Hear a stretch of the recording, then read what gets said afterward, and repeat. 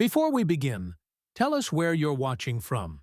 And if you agree that service to this country has no expiration date, hit like and subscribe. Because what happened to the man you're about to meet should never happen to anyone who ever wore the uniform. His name was Robert King, Bobby, to those who knew him. And on that quiet Tuesday morning, he wasn't seeking attention. He wasn't there to cause a scene, show off medals, or brag about battles long past. All he wanted was to withdraw a few $100s from an old account he hadn't touched in years. The same account he used decades ago to deposit hazard pay from deployments the government still doesn't fully acknowledge. He entered Summit Rich National Bank through the main doors like anyone else. Steady, calm, hat in hand. That hat, a black cap embroidered in gold thread with Korea-Vietnam veteran, had been brushed clean before he left home. His shirt was ironed, though the cuffs were frayed, and in his coat pocket he carried a folded VA card, 2 worn discharge papers, and a brass challenge coin, its edges smoothed from use. He waited in line silently and patiently, the way men of his generation still believe in. But when he finally reached the counter, everything changed. The teller, likely in her 20s, blinked at the name on the account and raised an uncertain eyebrow. Bobby handed over his ID with a slight tremble in his hands, not from fear or weakness, but from the wear of time and too many cold nights in forgotten places. "I just need to withdraw some funds," he said politely. "This account is under Robert King. It's been a while." The teller offered a tight smile and typed. Then she paused. Something on her screen didn't match. She called her manager. His name was Caden. Impeccable haircut. Tie too short. The kind of smirk that insults without saying a word. He walked over, glanced at Bobby's documents, then at Bobby himself, and gave a condescending laugh. "Are you sure this is your account, sir?" he asked, stretching the word like a joke. "This discharge form looks like it was typed by a dinosaur." The teller laughed nervously. Bobby said nothing. He simply reached into his coat and slowly, carefully placed something on the counter.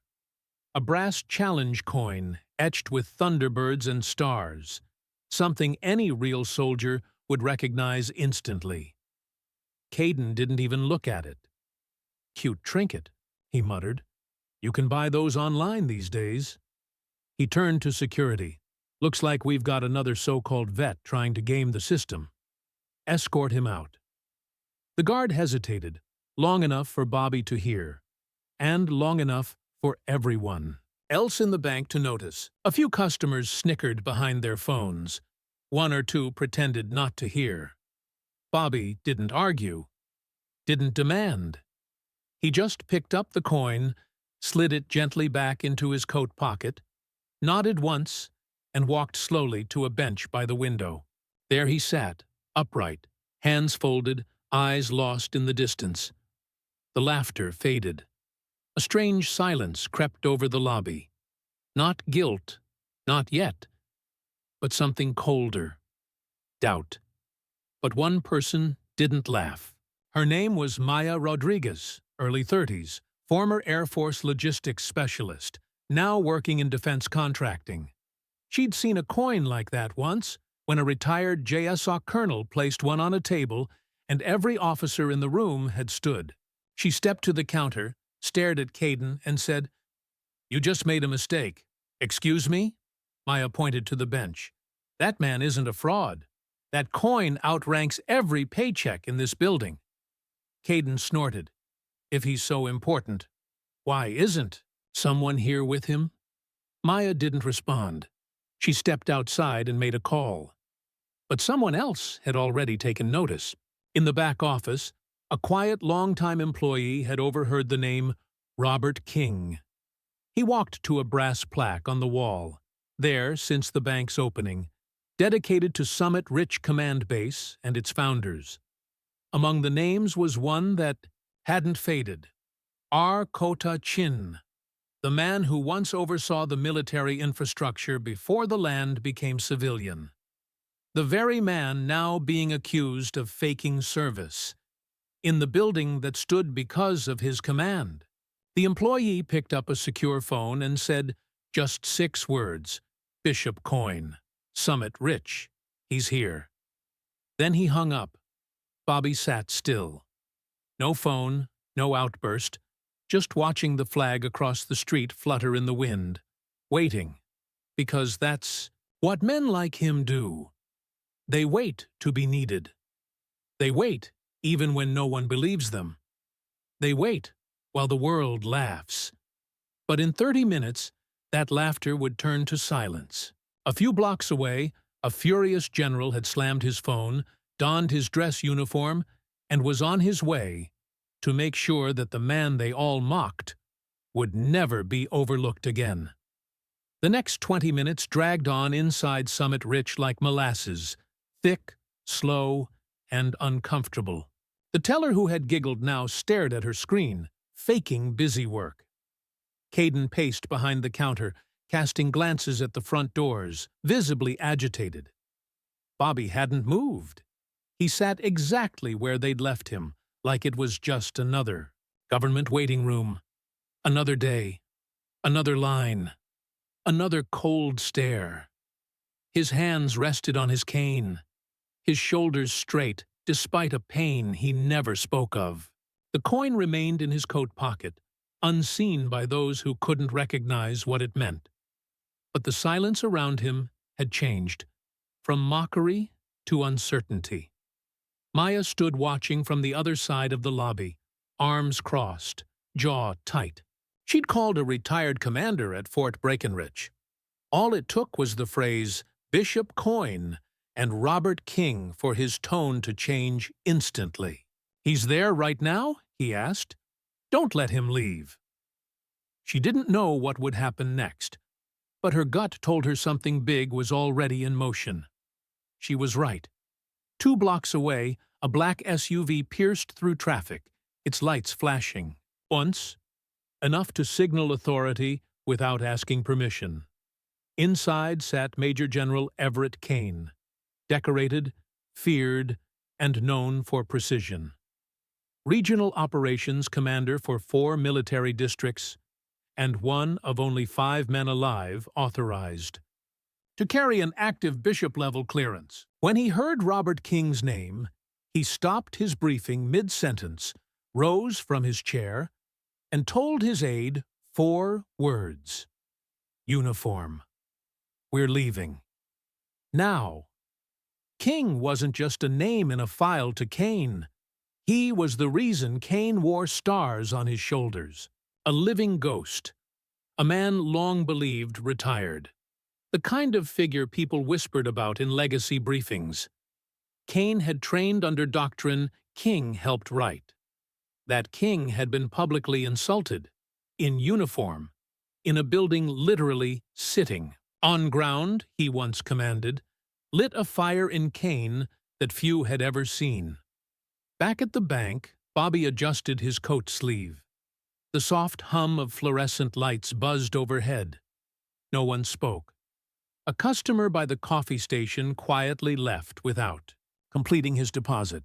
The security guard stood by the exit, eyeing the old man who hadn't made a single threat, hadn't raised his voice, hadn't even seemed angry, but radiated a presence that unnerved people used to power.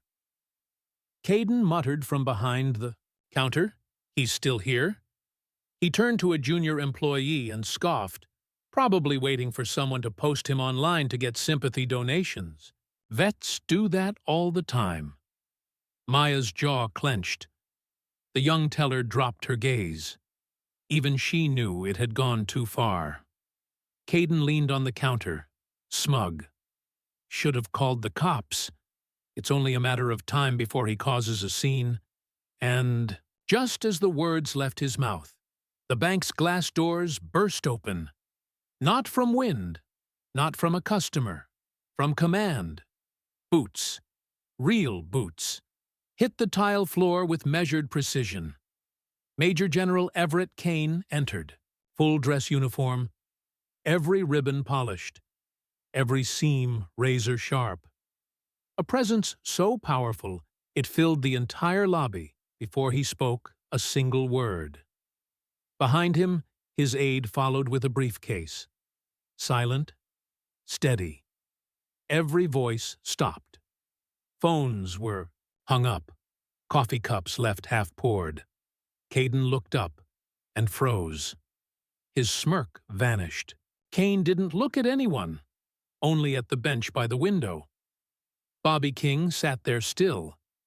And then, before the entire bank, the general stood tall and saluted. The sound of palm to brow cracked through the air louder than any apology ever could. Bobby looked up, confused for a moment, then slowly stood and returned the salute, with the precision of a man who hadn't been saluted in years, but never forgot how. Then Kane turned. His eyes scanned the room like a blade. His voice, low, sharp, cut glass. "Who here," he said, "called Colonel Robert King a fraud?" No one answered. He stepped forward. "Colonel King," he repeated, emphasizing the rank like a hammer, "was instrumental in establishing joint force recognition protocols still used in 3 nations. His record spans 2 wars, 6 theaters, and 14 classified operations. And you questioned his identity?" Eyes fell on Caden. The manager looked like he might faint. I didn't know," he stammered. "His paperwork was old." "Of course it's old," Kane snapped. "Because he earned his age. He fought for this country while your greatest challenge was learning to program tweets." The silence turned to shame. Kane's aide opened the briefcase. Inside, a thick folder stamped "Classified," a velvet-mounted commemorative coin, and a printed replica of the same plaque on the bank's wall, this time with Robert King's name boldly etched. Kane placed the folder on the counter. "This bank exists because of his strategic design. That account you flagged financed the original supply lines you now profit from." He turned to Bobby, voice softer. "Sir, I'm sorry I didn't know you were in town." Bobby nodded wearily. "I didn't come to be found. Just needed enough to help my grandson with school." Kane nodded. "Then, let's make that happen." Together, they walked to the counter. Caden stepped back, hands raised, silent. The laughter was long gone, and the lesson just beginning. The silence inside Summit Ridge was no longer awkward. It was reverent. Everyone had witnessed something shift. Like the building itself remembered the weight it once held. General Kane stood beside Colonel King at the counter. No barking orders, no demands for punishment, just standing until this man got what he came for. Bobby withdrew his funds, quietly, without ceremony, for his grandson's tuition, something he hadn't even mentioned. Until the general asked, he never wanted attention.